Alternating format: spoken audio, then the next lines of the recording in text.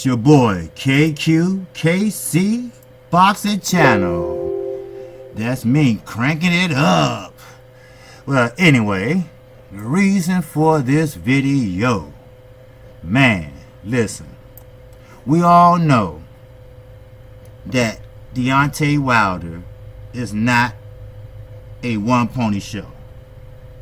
Well, he showed us that, 39 times, and actually 40 times, with 0 losses. Only 10 away from tying Floyd Mayweather record, which I think is harder for a heavyweight than for a welterweight. Why? Welterweight, anything can happen. Any punch can be thrown and get caught. But we all know Deontay Wilder doesn't have a strong amateur background, but he is a bronze medalist in the USA Olympics. Now, but just to prove that he's not a one-trick pony, that he does have power. He does have power in both hands. So, first of all, I want to give a shout out to my man for non-international boxing. I don't know if great minds think alike or real recognize real. I don't know what it is, but we both was kind of like on the same page. No, I did not acquire anything from him. I do listen to him. I am subscribed to him, most definitely, before I even started my channel. And yes, his video was out before mine, but we go about it different ways of explaining it. And that's the cool thing about it, you know. Now, back to Deontay Wilder. Now, he has a training partner or a sparring partner named Richard Tower.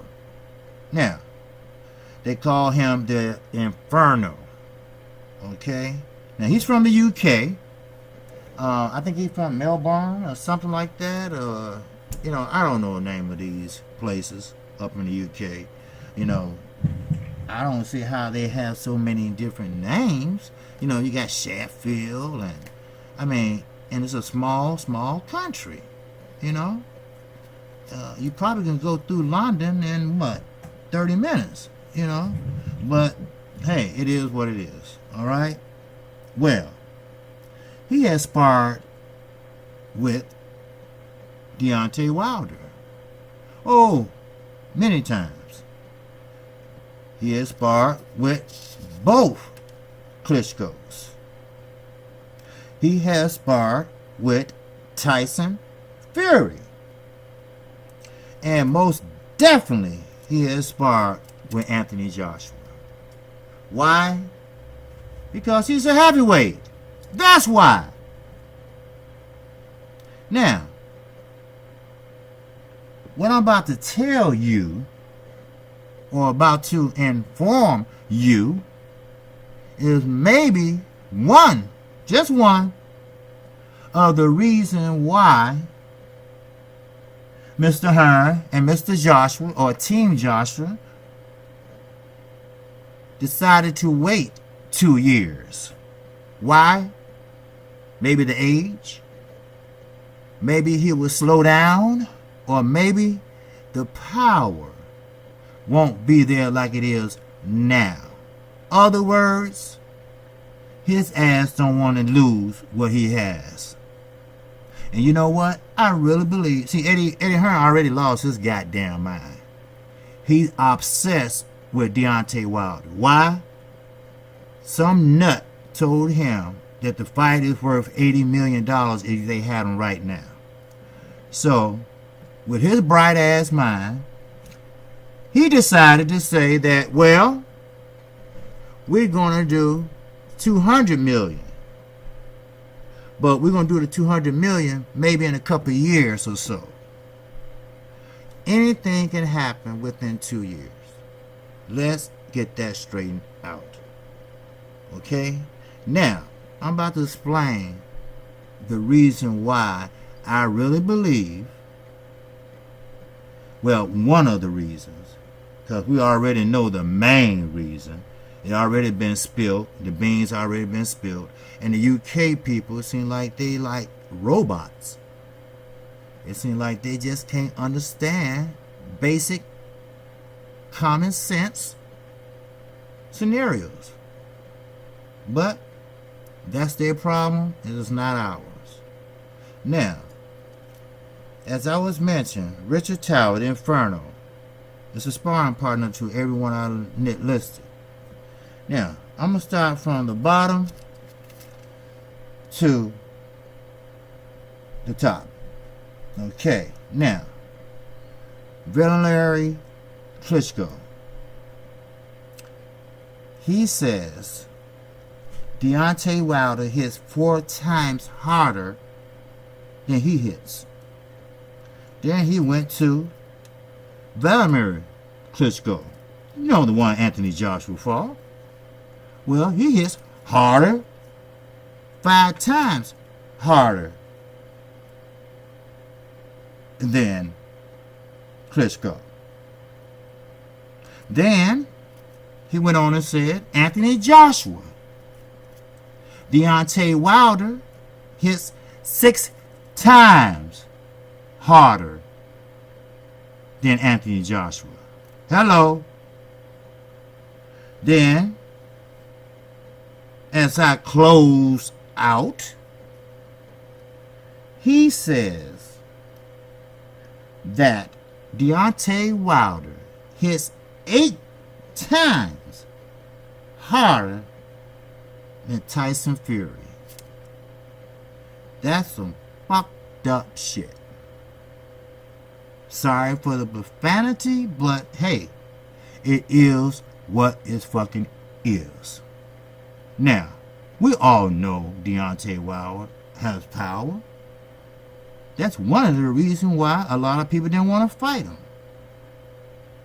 That's why Klitschko, are you listening, UK people? Decided to fight Anthony Joshua besides Wilder. Why? His excuse was, well, maybe he needed a little more experience, this and that. He knocked out everybody he went across. What more experience do you need? Unless they had some kind of deal behind the scenes. I mean, come on, wake up and smell the motherfucking coffee. Dark roasted, to be exact. So, but I'm going to go on and say this. Just because a fighter hits harder, that doesn't mean that he's automatically the winner. I mean, take for instance, look at Triple G and Canelo. We know Triple G hits harder than Canelo, even when Canelo was on the PEDs. Oh yes, he was on the PEDs, people. So all you Hispanics or Mexican fans or Guadalajara, Mexico fans, he was, alright? He was juicing. He just didn't think Vada would come over across the line and test his ass. And guess what? Busted! So, I'm going to stick at the subject at hand. I'm not going to ramble. Now, just because you hit harder doesn't mean that you automatically will dominate that person. See, sometimes when you sit down on your punches, unless you just naturally hit harder, which I believe Deontay is a heavy-handed person. And I believe that because I have heard guys say, man, he just shook my hand, and I was like, damn. I mean, just a light shake, and he was like, damn. Tony Bellew said, hey, he gave me a hug, but his whole arm wrapped around my body. So I better leave him alone. Okay? But that doesn't mean that he gonna take Anthony Joshua and throw him around like a rag doll, or break his nose, or put his nose behind his head, like Mike Tyson used to say. Now, if he meets someone like Arthur Spilker, matter of fact, this Richard Inferno, he knocked out Arthur Spilker. Yes, he did. So, he should know. Trust me. He sparred with all these heavyweights. Now, if you have a slick boxer like Arthur Spilker, you know, he's a heavyweight, but I look at him more as a cruiserweight. But he stood in there with Deontay Wilder. He had him confused for a few rounds, you know, until he figured him out. And Mark Brilliant, very brilliant trainer. Very highly respectable amateur standout. He had Wilder fighting a very disciplined fight ever since he fought for the WBC. So, and he did that night against Spilker. He said, be patient. Okay, just be patient and things will come to fruition. And it did. He said, look, and I remember this very clearly because I was watching the fight very clearly. You know, they went to his ring and, you know, they have mics over the head. You can't see them because of the television set up there. But anyway, they have the mic over their heads and they tell, well, Mark Brilliant tells Deontay Wilder, listen, every time he swings, he dips. He dips. It doesn't matter if he dips to the left or right. If he throw that left, he's going to dip to his right. He throw that right, he's going to dip to that left. So, which one he dips, that's when you hit him with the uppercut. And you know what? That what happened that next round out. He knocked him damn near unconscious. Oh yeah, Deontay Wilder's no joke. He's no bum. For those that commented to say he was a bum, he's no bum. No, he's no bum. Sure, he has a lot to learn about fundamentals, about committing to his punches, ring generalship, how to tie up his man when he get cornered. You know, you tie him up and you pull him back out into the middle of the ring. Then what you do, you reset. Then you go at it again. If he push you back, you stand your ground and try to push him back. If that doesn't work, what you do, you clinch. You stay clenched till the referee breaks it up. Now, if he's holding one of your arms, you free. It's not against the rules. You free to work with your free arm. If he's got your right arm tied up under his, you free, like Mikey Garcia did against Robert Easter. You free to work with that left arm. I don't care how you swing it, just swing it. You might hit it and you might not. But that doesn't mean that you're going to win the fight. Like I said, you guys are slick boxers. Oh yeah, you can be powerful all you want to. But if he can't catch you, if his timing is off, and if you moving, and he's that type of fighter where he have to reset or to throw a punch, there you go. And Deontay Wilder, he don't know how to cut off the ring. You know, like Burmester Burn. You know, like I told you, I'm not a bias station, a channel. Burmester Burn pissed me off in the first fight. He would not cut off that ring. He just followed Deontay around. When he got him in the corner, Deontay did what he do. He did a little check hook and skipped on out. Next corner, check hook, skipped on out. And kudos to Stavern, manager or trainer. He told him, look, dude, you gotta stop following this guy around. You know, you gotta be more, beware, and be more. So he tried, but we in the championships round 11, you know, hey, a little bit too late.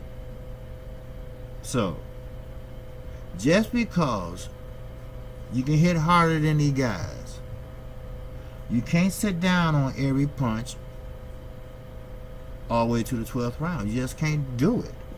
You got to pace yourself, especially when you're a heavyweight. You have to pace yourself, then know when to make the move.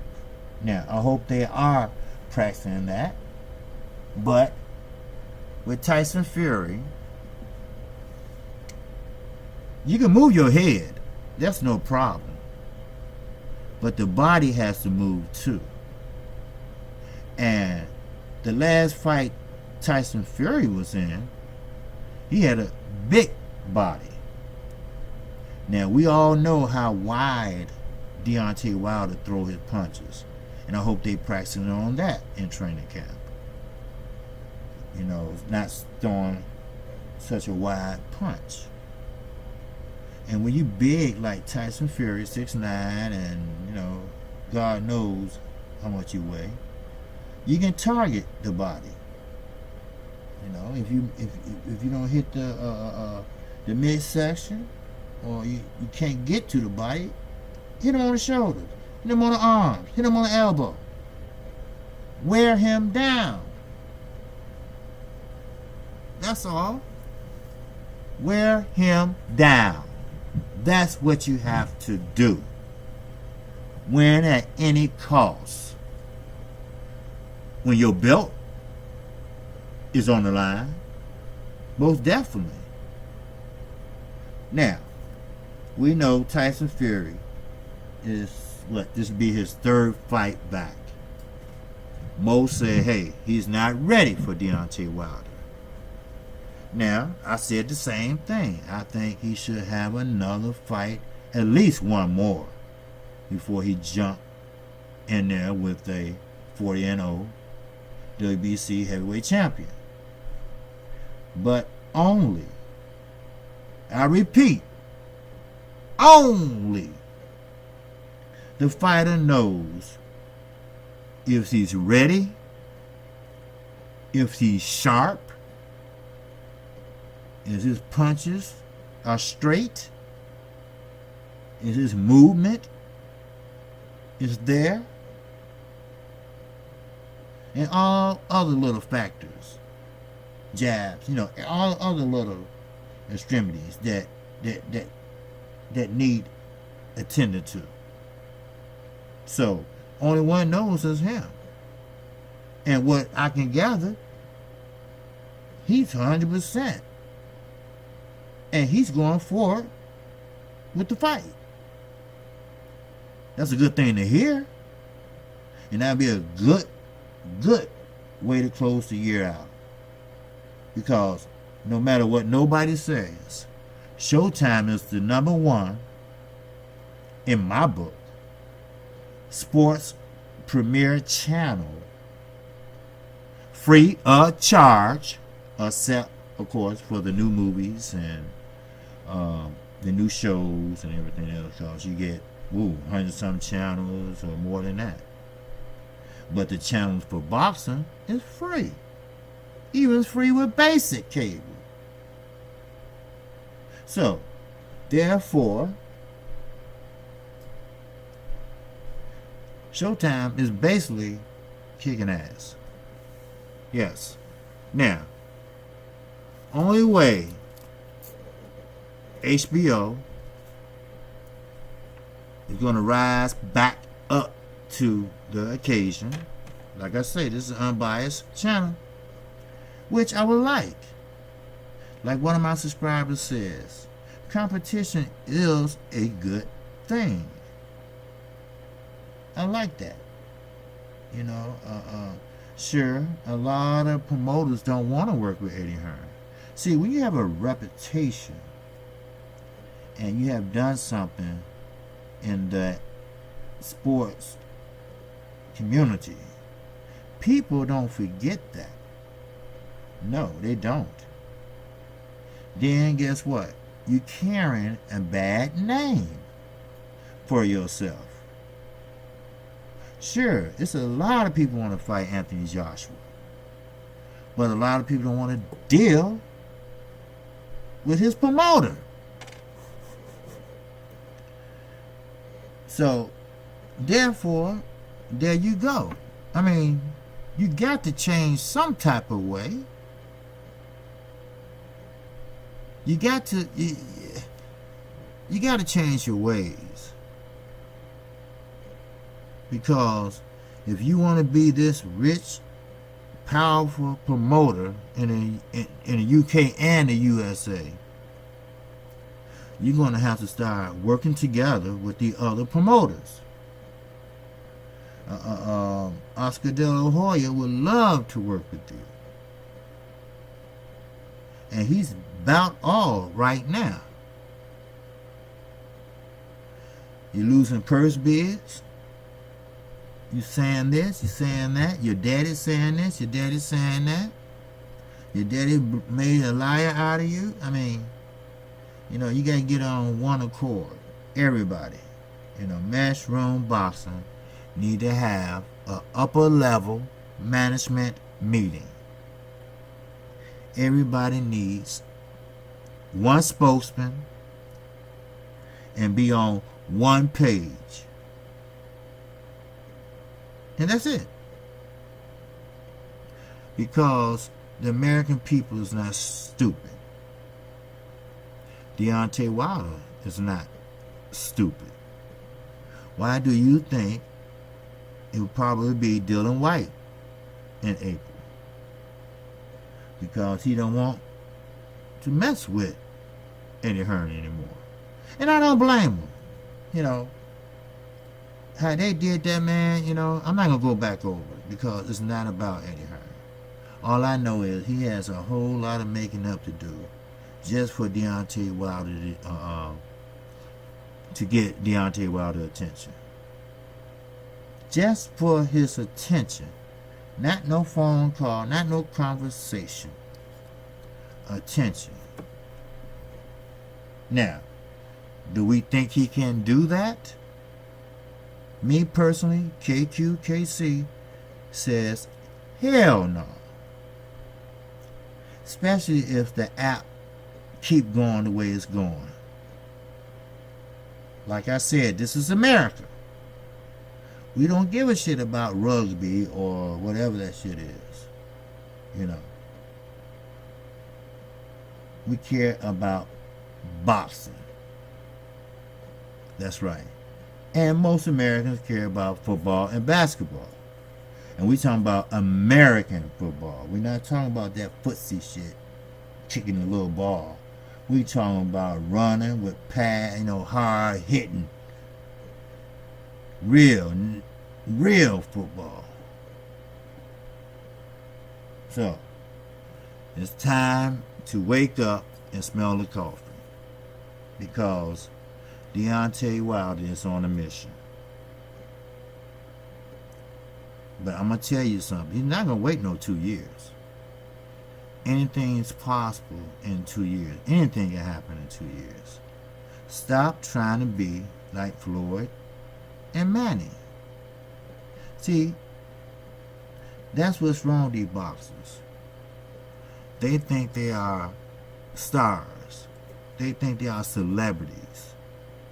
They think they can do whatever the hell they want.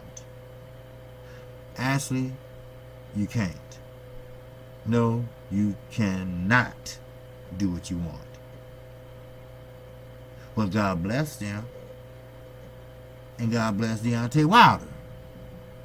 And like I said with Deontay Wilder, I named the people that he hit harder than. But keep in mind that KQKC says, even though you hit harder, that doesn't mean that you will win the fight. Because there's other ways to get around a hard-hitting puncher. We have seen that. We have seen that recently. So, with that, talking about Deontay Wilder, that's all I have for you with Deontay Wilder. But before I close out, just a little note, and I know you heard about it. Middleweight, Jermaine Taylor. Now, I wasn't really a fan of his, but knowing that he comes from the same home state my parents grew up in, met and got married in, Arkansas, he was a Razorback to the end. See, Arkansas doesn't have a pro team. They will not allow it because of the Razorbacks. They love their college team. So, therefore, Jermaine has hit his girlfriend. He had pulled guns. And I really believe he has some type of mental illness that had to do with boxing.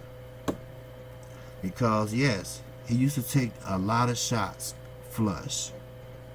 I've seen a lot of his fights. And I went back yesterday and looked at a few of them. And yes, he went through some tough fights. So, therefore, he stayed in trouble after he stopped fighting. Then once they find out that you're a boxer, oh man, that's when the charges start piling up on you. You know, a middleweight champion punch a young lady in the face? Wow.